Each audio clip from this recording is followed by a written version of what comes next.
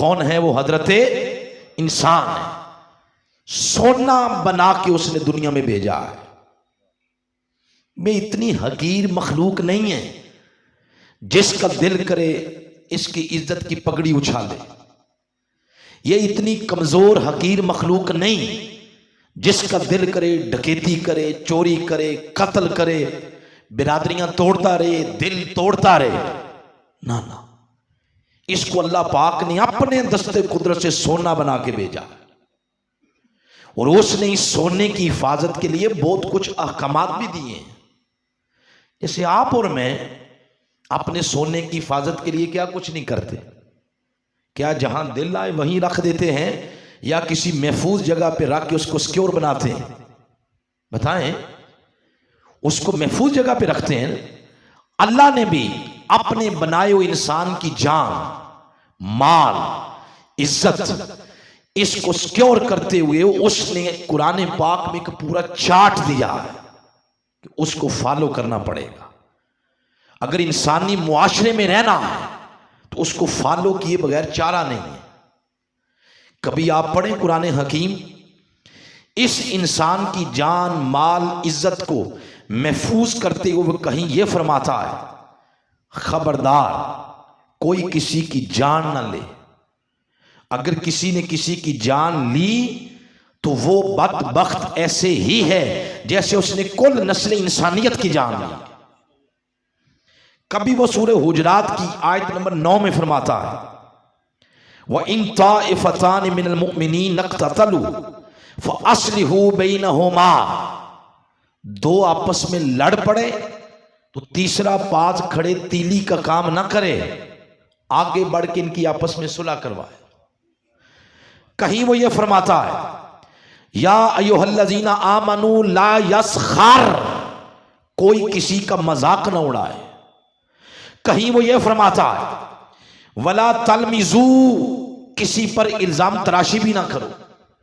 फिर फरमाता है, वला तनाबजू, बुरे बुरे अलकबात से किसी का नाम ना बुलाओ।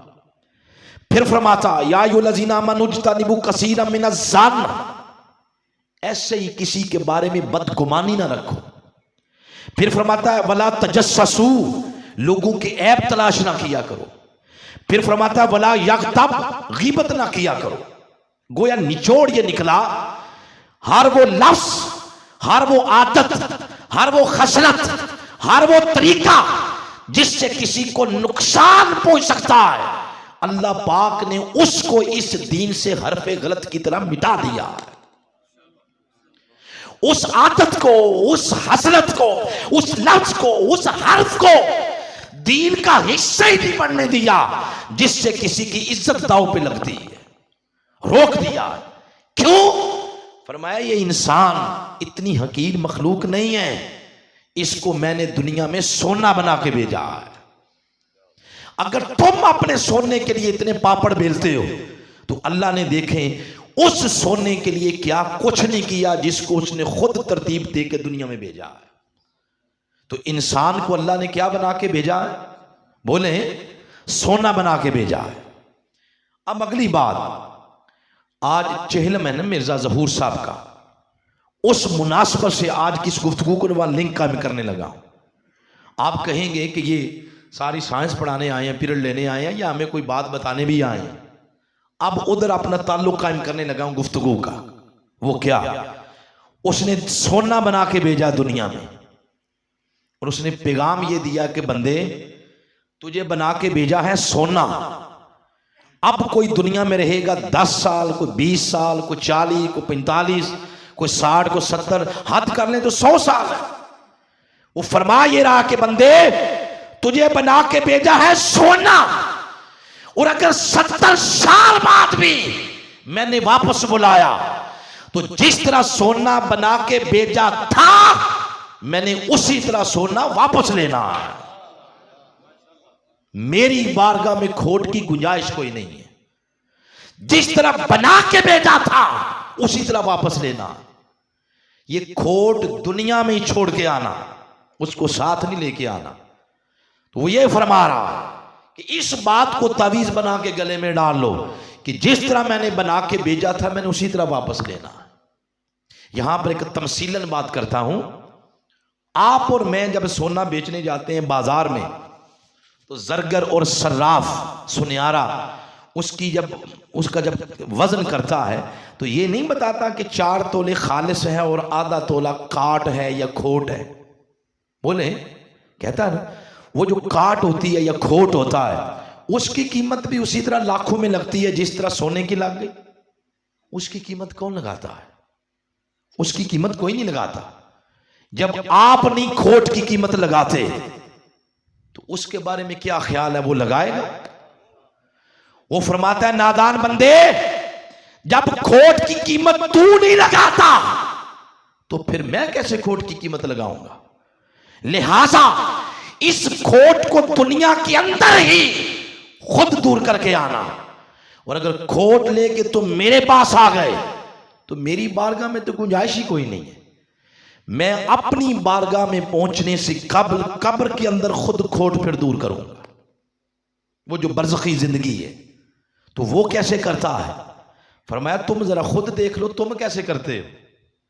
तो सुनियारा भी जब सोने से मिलावट उतारना चाहे तो वो भी आग में ही रखता है ताकि खोट अलग हो जाए और सोना अलग हो जाए। उसका उलूही निजाम भी ऐसा ही है, वो भी आग में ही रखेगा। फिर बंदा चिल्लाता है, शिकवे से जुबान लंबी करता है कि हाय अजाब है। वो फरमाता है, नादान इंसान, मा यफ़अलुल्लाहु बिअज़ाबिकुम, मैंने क्या करना तुम्हें अजाब देके? मुझे को खुशी होती है तुम्हें अजाब देने में।